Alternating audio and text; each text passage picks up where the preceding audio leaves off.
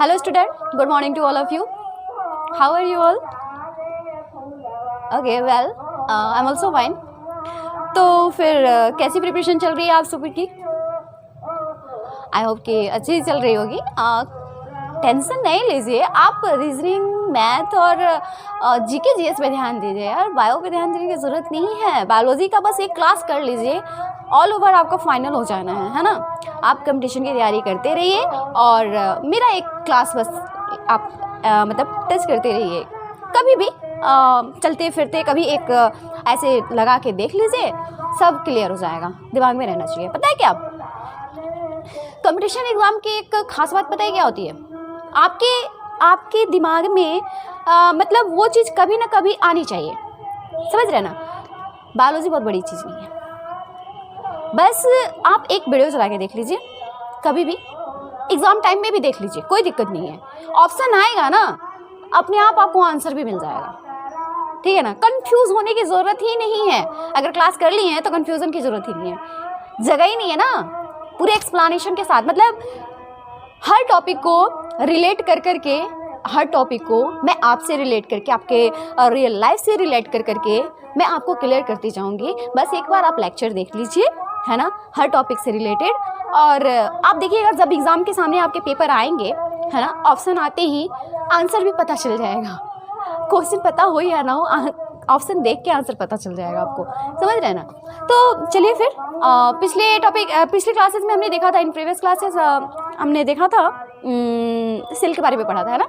तो सेल वगैरह आपका क्लियर हो गया था, क्या फंक्शन है, सब कुछ है, मतलब उसका काम क्या है और वो एक्चुअली में है क्या, किसने डिस्कवर किया था, हर चीज़ ने हमने वन बाय वन क्लियर कर लेता. अगर किसी ने नहीं देखा है और आज मेरा वीडियो देख रहा है और उसे उसके बारे में जानना है तो आप मतलब प्रीवियस क्लासेस में जो वीडियो डाल रखा है मैंने, उसमें जाके आप देख सकते हैं. ठीक है ना? तो आज हम नए टॉपिक के साथ आए हैं. नेक्स्ट हमारा आज का टॉपिक है जेनेटिक्स. जेनेटिक्स, हाँ बाबा, हिंदी में भी कवर कर रही हो, मेरे को याद है, ध्यान है मेरे को. ठीक है ना? अब क्या है ना, फ्लो में यही आ जाता है, तो कोई दिक्कत नहीं. मैं आपको ध्यान में रख के पढ़ाऊंगी, आप टेंशन ना लें. इंग्लिश वाले हैं, हिंदी वाले हैं, सीबीएसई वाले हैं या फिर बिहार बोर्ड वाले हैं, किसी को भी टेंशन लेने की ज़रूरत नहीं है. सारी चीज़ें आपको एक ही क्लास में कवर हो जाएंगी, है ना. लैंग्वेज प्रॉब्लम होगी नहीं. लैंग्वेज क्या होता है भाई? लैंग्वेज क्या होता है? क्या बिहार बोर्ड वालों को इंग्लिश नहीं आती है? ऑफ कोर्स आती है. और जो मतलब ये वाले हैं, जो सीबीएसई वाले हैं, उन्हें भी हिंदी आती है. ऐसा थोड़ी ही नहीं आती है. और हम जब मिक्स करके पढ़ा रहे हैं तो दोनों का काम चल ही जा रहा है, तो टेंशन लेने की बात नहीं है ना. चलिए देखिए, एक्चुअली जेनेटिक्स को क्या बोलते हैं बताइए ना. हिंदी वाले पढ़े होंगे अनुवांशिकी. अनुवांशिकी, ठीक है ना. तो एक सेकेंड प्लीज़, मेरी हिंदी राइटिंग पे आप लोग नहीं जाएंगे, है ना. हिंदी राइटिंग में नहीं जाएंगे, हिंदी मेरी ख़राब है, थोड़ी अशुद्ध भी है. हाँ, मतलब जब मैं स्कूल टाइम में थी तो अगर एक पेज हिंदी लिखूंगी तो उसमें 4-5 गलती आ ही जानी है, अशुद्धि. हाँ, और राइटिंग भी कुछ खास नहीं होती थी. हाँ, अब इतनी बुरी भी नहीं है, ठीक ठाक है. तो हम देखेंगे कि जेनेटिक्स क्या होता है, अनुवांशिकी क्या है. Genetic is the science of heredity. ठीक है ना, science of heredity and variation. Heredity और वेरिएशन के बारे में हमने जो मतलब 10th की बायोलॉजी मैंने पढ़ाई थी जेनेटिक्स वाली, उसमें मैंने उसको कवर किया था. बट कोई नहीं, आप लोग को उस क्लास में जाने की ज़रूरत नहीं है. कंपटीशन क्लास में ही मैं जेनेटिक्स और हेरिडिटी एंड इवोल्यूशन जो भी है आपको इसी क्लास में क्लियर कर दूँगी. ठीक है. तो जेनेटिक क्या है? Genetic is the science of heredity and variation. Genetic is the science of heredity and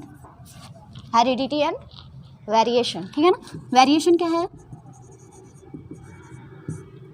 heredity and variation, इसके बारे में हम चर्चा करेंगे. मतलब हिंदी वाले समझे, मतलब जो बिहार बोर्ड वाले हैं, अनुवांशिकी वो है. अनुवांशिकी क्या है? एक वैसा लक्षण. ठीक है ना. अनुवांशिकी क्या है? एक वैसा लक्षण जो पीढ़ी दर पीढ़ी संचरित होती है ना, संचरित होती है, ट्रांसफर होती है. मतलब वैसा, मतलब एक कैरेक्टर जो होता है. ठीक है ना. हमारा कैरेक्टर क्या है? हमारा कैरेक्टर क्या है?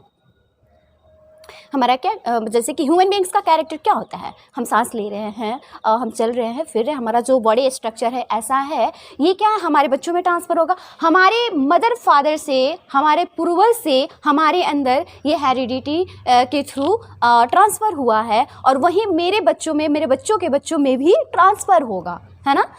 कोई एक खास लक्षण होती है ना। कभी कभी देखते हैं आप ना, जब जन्म लेते हैं आपको कभी बताया भी नहीं गया है कि आपको डांसिंग सिखाया भी नहीं गया है, सिंगिंग सिखाया भी नहीं गया है, कुकिंग सिखाया भी नहीं गया है ना। तो फिर भी वो आपके अंदर वो जन्मजात है, बाय वर्थ है ना। और वो अपने आप ना एक वो डेवलप होती जाती है आपके अंदर। पता है क्यों?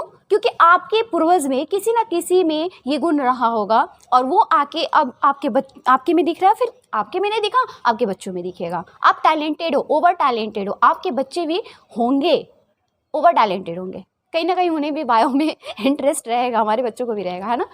तो ये चीज़ें होती है, ये क्या ना कैरेक्टर कुछ होते हैं ना जो पीढ़ी दर पीढ़ी ट्रांसफर हो रही है, दैट्स द कॉल्ड जेनेटिक्स, है ना। अनुवांशिकी लक्षण, उसे क्या कहते हैं? अनुवांशिकी लक्षण कहते हैं, समझ रहे हैं ना। तो आपको बस इतनी समझने की ज़रूरत है कि जो मतलब जेनेटिक क्या होता है, अनुवांशिकी होता है, और अनुवांशिकी लक्षण क्या होता है कि वो जो हमारे अंदर जो कैरेक्टर होती है ना, हमें हंसना आता है, हमें बोलना आता है ना। अब तो क्या है ना, बच्चे जन्म लेते ही एकदम मोबाइल के पीछे दीवाने हो जा रहे हैं। हमारे टाइम में क्या होता था, हम लोग खेलते थे, है ना, चीज़ें जो बचपन में हमने खेली हैं, वो गुल्ली डंडे, पतंगबाजी एंड पता नहीं और बहुत सारे ऐसे मतलब गेम्स होते होंगे जो हम लोग मतलब एक दूसरे के साथ खेलते थे, अपने आस पड़ोस के बच्चों के साथ खेलते थे। तो नहीं, आज के बच्चे सिमट के रह गए अपने घर के अंदर, मोबाइल में बिजी होके रह गए, ठीक है ना। तो यार एक नहीं, मेरे को ना मतलब शिव चर्चा जो भी है, भजन कीर्तन, ये सब ना बहुत इरिटेट करता है। मतलब ठीक है ना, पूजा करनी है, भक्ति करनी है, प्लीज़ डोंट माइंड। आप लोग भी सुन रहे हैं, हो सकता है जो हमें सुन रहे हैं कुछ लोगों को बुरा लग रहा होगा, बट प्लीज़ नेवर माइंड, क्योंकि जो चीज़ें किसी को डिस्टर्ब करती है ना, वो कभी करनी नहीं चाहिए। पूजा है, कीर्तन है, भजन है, वो मन से होना चाहिए, है ना। ये पता है आपको, जब मैं मतलब स्कूल टाइम में थी हॉस्टल में, तो यू नो वेरी वेल कि जो हॉस्टल होता है वो हमेशा वीरान जगहों पे बनाया जाता है, ट्रैफिक से दूर की, ट्रैफिक की शोरगुल ना सुनाई दे, गांव का शहर का मतलब शोरगुल नहीं हो, बच्चे मतलब पूरी पीसफुली अपना फोकस कर सके, स्टडी कर सके। लेकिन किंतु परंतु पता है क्या होता था, वहाँ भी ये माइक वालों की भजन कीर्तन आवाज़ हमारे हॉस्टल तक पहुँच जाती थी। एग्ज़ाम का टाइम होता था, यही महीना फरवरी मार्च का, एग्ज़ाम का प्रेशर, और पूरी कंसंट्रेशन के साथ जब हम लोग बुक खोल के स्टडी करने बैठते थे तो हमारे कान में ये आवाज़ गूंजती थी, हरे रामा हरे कृष्णा एंड ऑल दैट, है ना। तो मेरा कहना ये है, पूजा करिए, इतनी करिए कि किसी को डिस्टर्ब ना हो, काम वो करे जिसको डिस्टर्ब ना हो। एनीवे प्लीज़ बैकग्राउंड की आवाज़ पे आप लोग ध्यान नहीं दें, ठीक है ना। हम टॉपिक से बढ़ रहे हैं, तो हमारा टॉपिक ये था अनुवांशिकी, है ना। तो ये चीज़ें हैं। तो अब हाँ, हम देखेंगे कि इम्पॉर्टेंट क्या है, हमारे को ज़्यादा डिप में नहीं जानी है। जो एनसीईआरटी की बुक है, सॉरी एनसीईआरटी नहीं पढ़ना, एक्चुअली लूसेंट की बुक है। लूसेंट में ऑल ओवर आपको सारे टॉपिक को उसमें दिखा दिया गया है। आपको मेरा क्लास पढ़ना है, क्लास में मेरे क्या करना है, समझना है, चीज़ों को समझना है और जाके लूसेंट पढ़ना है, ठीक है ना। जब लूसेंट मेरी क्लास करके और लूसेंट पढ़ेंगे, आपको सारी चीज़ें वहीं पे याद हो जाएंगी, ठीक है ना। तो वो चीज़ें करना है, यहाँ पे नोट डाउन नहीं करना है, नोट सब कुछ लूसेंट में आपको नोटबुक में दिया होगा, है ना। तो यहाँ समझने की ज़रूरत है, यहाँ पे ध्यान दीजिए, ताकि अगर समझेंगे नहीं तो याद कैसे करेंगे, है ना, चीज़ों को रिलेट कैसे कर पाएंगे, है ना।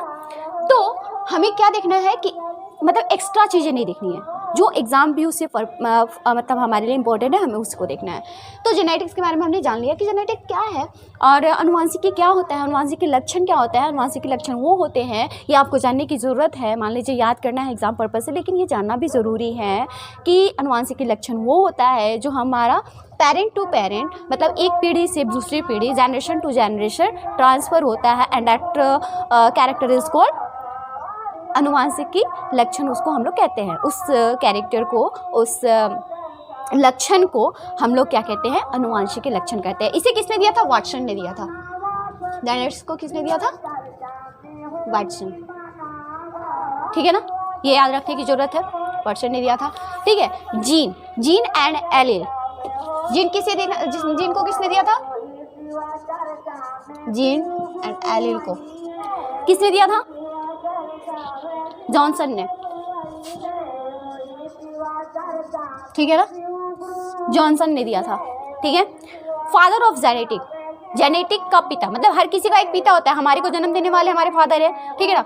जो भी दुनिया में है उसका जन्मदाता कोई ना कोई है। तो जेनेटिक कहाँ से आया, कहाँ से पैदा हुआ, इसके भी तो कोई फादर होंगे ना। तो कौन होंगे?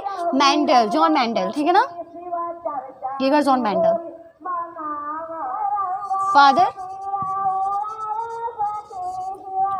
फादर ऑफ जेनेटिक्स कौन है? मेंडल।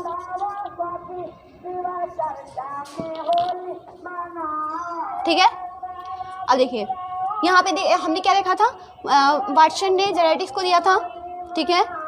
जेनेटिक्स को किसने दिया था? वाटसन ने, ठीक है। और ये क्या बोलते हैं, फादर कौन बोलता है, फादर कौन होता है? मेंडल होता है, ठीक है ना, मेंडल फादर है, ठीक है। अब हम देखेंगे फटाफट से, इसे हमने देख लिया, याद कर लीजिएगा, ठीक है, इसे याद कर लीजिएगा। जेनेटिक्स की खोज किसने की थी? वाटसन ने की थी। जेनेटिक्स की खोज किसने की थी? वाटसन ने की थी। और यहाँ से GM गुड मॉर्निंग से होता है जेनेटिक और मेंडल, जेनेटिक और मेंडल। जी से गुड मॉर्निंग, गुड मॉर्निंग को हम लोग शॉर्ट फॉर्म में GM बोलते हैं ना जी। तो जी से क्या हो गया? जेनेटिक्स, और M से क्या हो गया? मॉर्निंग। तो जी से क्या हो गया? जेनेटिक्स, और M से क्या? गुड मॉर्निंग, है ना, GM, ठीक है ना। तो जी से क्या हो गया? गुड मॉर्निंग हम लोग शॉर्ट फॉर्म में लिखते हैं, GM गुड मॉर्निंग हम लोग शॉर्ट फॉर्म में लिखते हैं। तो जी से क्या हो गया? जेनेटिक्स, और M से क्या हो गया? मेंडल। याद रहेगा। तो अगर आता है आपको पूछता है कि जो जेनेटिक्स का फादर कौन था, तो सीधे याद करिएगा, जी से जी और M से गुड मॉर्निंग और M से फॉर मेंडल, ठीक है ना, याद रहेगा, ठीक है ना। चलिए आगे देखते हैं, इसको हटाते हैं।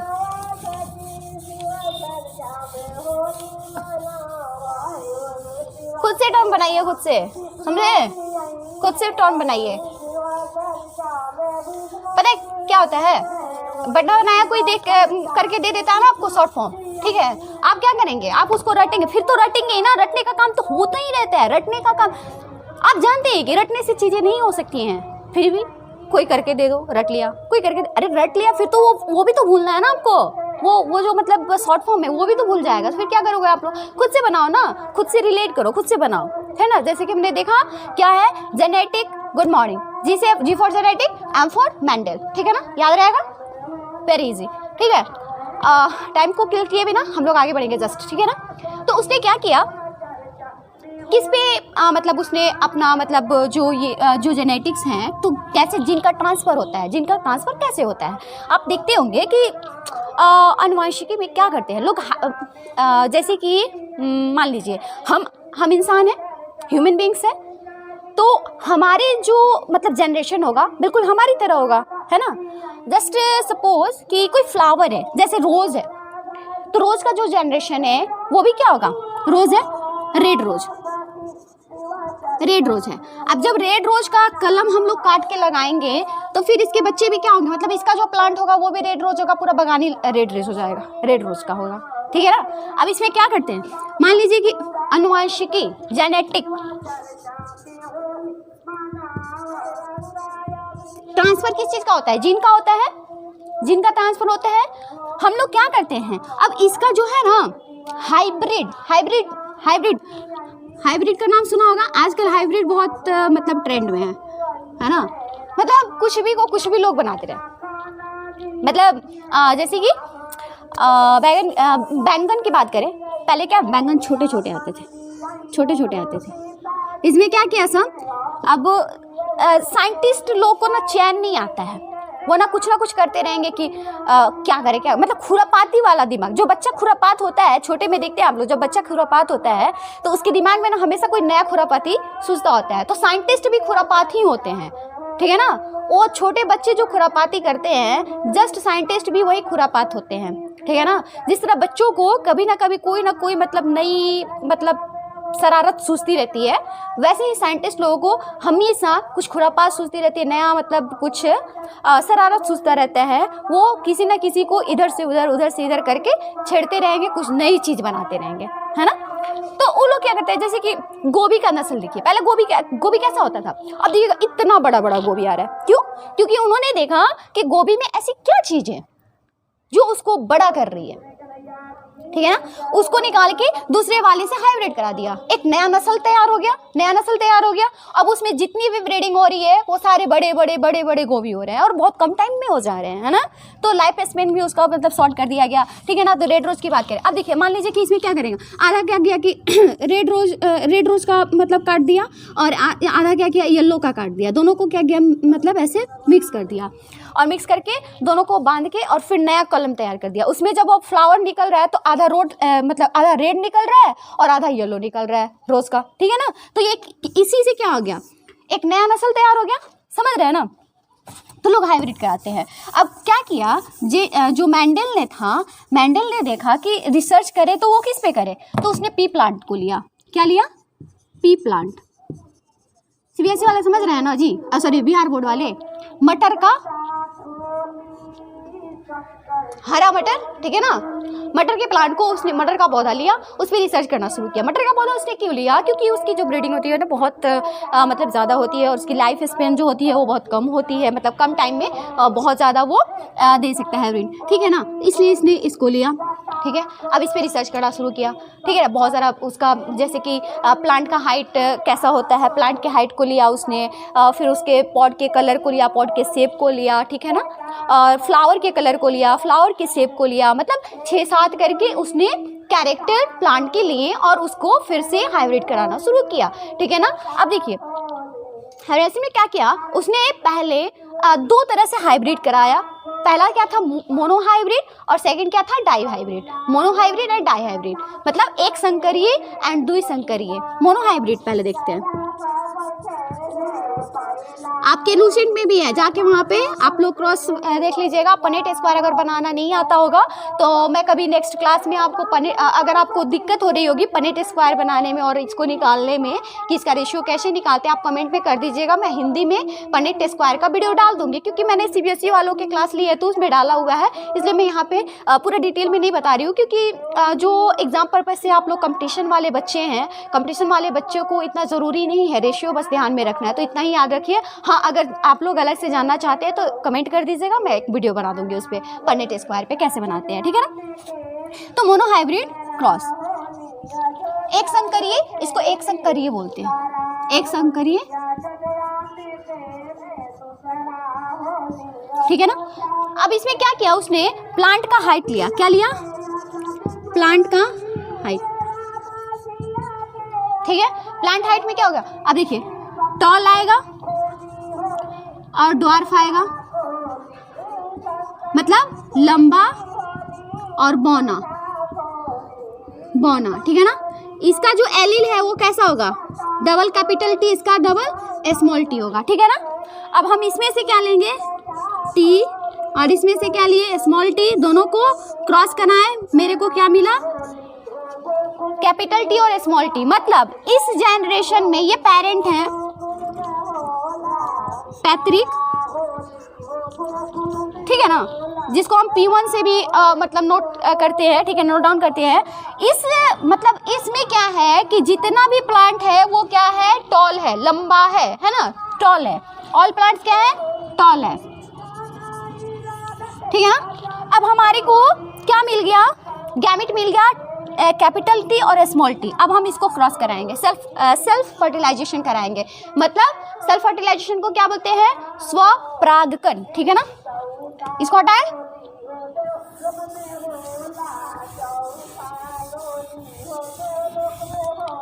अब देखिए यहाँ पे हम बनाएंगे, इसका हम पनेट स्क्वायर बना दे रहे हैं क्योंकि इसका छोटा सा है तो ज़्यादा टाइम नहीं लगेगा, इसलिए बना दे रहे हैं, ठीक है ना। ये हो गया मेल और ये हो गया फीमेल, ठीक है ना। अब हमारे को गैमेट क्या मिला है, कैपिटल टी स्मॉल टी, तो कैपिटल टी को इसमें डालेंगे, स्मॉल टी को इसमें डालेंगे, कैपिटल टी को इसमें डालेंगे, स्मॉल टी को इसमें डालेंगे। मतलब जो फीमेल गैमेट है और मेल गैमेट है दोनों क्या होगा, सेम होगा, ठीक है ना, दोनों क्या होगा, सेम होगा। अब देखिए इसको और इससे क्रॉस कराएंगे, इस फीमेल को इस मेल से क्रॉस कराएंगे तो क्या गैमेट मिलेगा हमको, डबल कैपिटल टी। फिर इस फीमेल को इस मेल से हम क्रॉस कराएंगे तो हमको क्या गैमेट मिलेगा, एक कैपिटल टी और एक स्मॉल टी। फिर इसको कराएंगे कैपिटल टी स्मॉल टी, फिर इसको कराएंगे दोनों स्मॉल टी। समझ में आ रही है बात। अब हमको यहाँ पे 2 रेशियो प्राप्त होगा, ठीक है ना, 2 रेशियो प्राप्त होगा, फिनो फिनोटिपिक रेशियो, ठीक है। फिनोटिपिक रेशियो मतलब क्या होता है, बाहरी लक्षण। बाहर से हम कैसे दिखा रहे हैं, आपको हम बाहर से कैसे दिख रहे हैं, सांवले दिख रहे हैं, छोटी सी हाइट है, पतले से है ना, मेरी नाक ऐसे थोड़ी टेढ़ी है, मेरी आँख थोड़ी छोटी है ना, ये सब क्या है, ये मेरे बाहरी लक्षण। मेरे बाल जो है एकदम वाइट है ना, तो ये क्या है, हमारा बाहरी कैरेक्टर है। तो फिनोटिपिक कैरेक्टर क्या होगा, यहाँ पे देखिएगा, ये क्या है, आपको टॉल होगा, ये क्या होगा, टॉल होगा, ये भी टॉल होगा, ये क्या होगा, ड्वार्फ होगा, ठीक है ना, ड्वार्फ होगा। अगर एक भी कैपिटल टी है ना, डोमिनेंट एलिल एक दूसरे मतलब उसमें है, तो वो अपने आप को एक्सप्रेस करेगा, वो दिखाएगा। जैसे कि मान लीजिए कोई बच्चा बहुत मजबूत है, बहुत बड़ा सा ग्रुप है, क्लास है बहुत बड़ा सा, ठीक है ना, उसमें जो बच्चा मतलब बॉडी से फिजिकली बहुत स्ट्रांग है, उसके सामने दूसरा बच्चा टिकेगा, लड़ाई करने के लिए जाएगा, पहले ही पीछे हट जाएगा, ठीक है ना। जब वो नहीं रहेगा ना, तो जो पीछे जो दबा हुआ है वो आएगा हीरो बनते हुए, हाँ अब बोलो क्या बोल रहा था। लेकिन जब तक वो रहेगा ना, जो बड़ा वाला, वो तब तक वो पीछे वाला उसके सामने नहीं आएगा। तो मतलब जो स्ट्रांग होते हैं, अपने आप को दिखा रहे होते हैं, वो उसी का कैरेक्टर शो होता है। तो ये कैपिटल टी है, तो ये यहाँ पे टॉल हो जाएगा, यहाँ पे भी टॉल हो जाएगा, यहाँ भी टॉल हो जाएगा, ये स्मॉल हो जाएगा, आई मीन ड्वार्फ हो जाएगा। तो मतलब हमको 3 प्लांट क्या मिला, 3 रेशियो क्या मिला, फिनोटिपिक टॉल, और एक क्या मिला है, ड्वार्फ का, यानी 3:1 इसका फिनोटिपिक रेशियो। अब जीन की बात करें, जीनोटिपिक रेशियो की बात करें, जीनोटिपिक रेशियो की बात करें, तो हमारे पास जीन क्या है, ये दोनों कैपिटल टी है, कैपिटल टी हमारे पास एगो है, फिर ऐसा वाला जीन हमारे पास 2 गो है, और ऐसा वाला जीन हमारे पास एगो है। तो क्या होगा, 1:2:1 रेशियो क्या हुआ, 1:2:1। ये आपका क्या होगा, सेल्फ फर्टिलाइजेशन, सेल्फ फर्टिलाइजेशन, जिसको हिंदी में क्या बोलते हैं, स्वपरागकण। आपके एलुशन में दिया होगा, ठीक है ना, वहाँ पे जाके एक बार स्टडी कर लीजिएगा डिटेल में, ठीक है ना, समझाने के लिए दिखा दिया है। चलिए हम इसको इरेज करते हैं एक बार, अगर स्क्रीनशॉट लेना चाहते हैं तो ले सकते हैं। इरेज करते हैं, फिर फटाफट से हम लोग नेक्स्ट मतलब रेशियो देखेंगे, डाई हाइब्रिड क्रॉस देखेंगे, ठीक है ना, नेक्स्ट जनरेशन का। ओके, अगर कोई क्वेरी है तो आप कमेंट में पूछ सकते हैं, ठीक है ना, या किसी टॉपिक पे आपको डिटेल में वीडियो चाहिए तो आप बोल सकते हैं कि मैम हाँ उसका क्लास मेरे को चाहिए, है ना। मैं फटाफट से इसलिए पढ़ा रही हूँ कि जो क्या कहते हैं कंपटीशन वाले बच्चे हैं ना, उनके पास ज़्यादा इतना टाइम नहीं होता है, उन्हें कोई थोड़ी ना मतलब कथा कहानी लिखना है टॉपिक पे, है ना। क्वेश्चन में ऑप्शनल क्वेश्चन आते हैं, समझने की ज़रूरत है, समझ गया काफ़ी है ना। इतना याद रखिएगा, सेल्फ फर्टिलाइजेशन जो होता है F1 जनरेशन में, उसमें क्या होता है, उसमें फिनोटिपिक रेशियो क्या होता है, 3:1 होता है, और जीनोटिपिक रेशियो क्या होता है, 1:2:1। तो जीनोटिपिक रेशियो 3:1 क्यों होता है, और फिनोटिपिक रेशियो 3:1 क्यों होता है, और जीनोटिपिक रेशियो 1:2:1 क्यों होता है, ये समझाने के लिए मैंने इतना बताया। अंडरस्टैंड। चलिए नेक्स्ट देखते हैं, यहाँ पे डाई हाइब्रिड क्रॉस।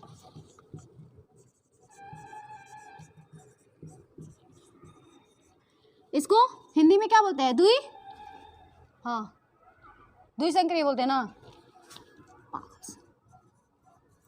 चलिए देखिए, ठीक है। अब हम इसमें क्या देखेंगे, हमने ले लिया round yellow, round yellow, seed का हमने कलर लिया है, और सीड का कलर लिया है, राउंड येलो, गोलाकार है, और क्या है, पीला है, ठीक है ना। अब इसका ड्राफ्ट में देखिएगा तो क्या हो जाएगा, ड्राफ्ट में देखिएगा तो क्या हो जाएगा, ड्राफ्ट जो होगा, जो क्या बोलते हैं रिसेसिव इसका क्या होगा, झुर्रीदार, और ये क्या हो जाएगा, हरा, रिंकल, इंग्लिश में बोलेंगे रिंकल्ड एंड ग्रीन। बात समझ में आई। हमारे को क्या मिल रहा है, यहाँ पे गैमेट जो है क्या मिल रहा है, यहाँ से मिल रहा है RY, यहाँ से मिल रहा है RY। समझ में आ गया बात, ठीक है ना। जब दोनों को हम लोग क्रॉस कराएंगे तो हमको क्या मिलेगा, R Y Y, मिला। फिर हम यहाँ पे क्या करेंगे, सेल्फ पॉलिनेशन कराएंगे। क्या करेंगे, सेल्फ पॉलिनेशन कराएंगे। अब सेल्फ पॉलिनेशन कराएंगे तो कैसे कराएंगे, यहाँ पे सेल्फ पॉलिनेशन कराएंगे, यहाँ पे हम अब पनेट स्क्वायर नहीं बनाएंगे, बहुत लंबा हो जाएगा, आप लोग अभी टाइम किल होगा, ठीक है ना। अगर आप लोग को ज़रूरत होगी तो कमेंट में कर दीजिएगा, मैं पनेट स्क्वायर इसका बता दूंगी, और नहीं तो फिर एक पनेट स्क्वायर वाला जो मेरा वीडियो है इंग्लिश में बताया है, बट आपको समझ में आ जाएगा, एक बार आप देख लेना, ठीक है ना। तो स्वपरागकण यहाँ पे करेंगे। तो स्वपरागकण जब हम करेंगे तो यहाँ पे फिनोटिपिक रेशियो क्या आएगा, आपको एक बार आप करके देख लीजिएगा, जैसा मैंने उसमें बताया है ठीक वैसे ही बनेगा।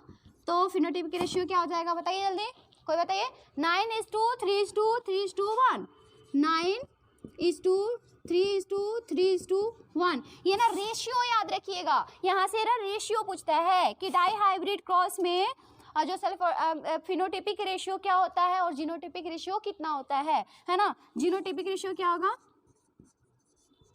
जीनोटिपिक रेशियो क्या होगा, 1:2:1, 1:2:1, 2:4:2,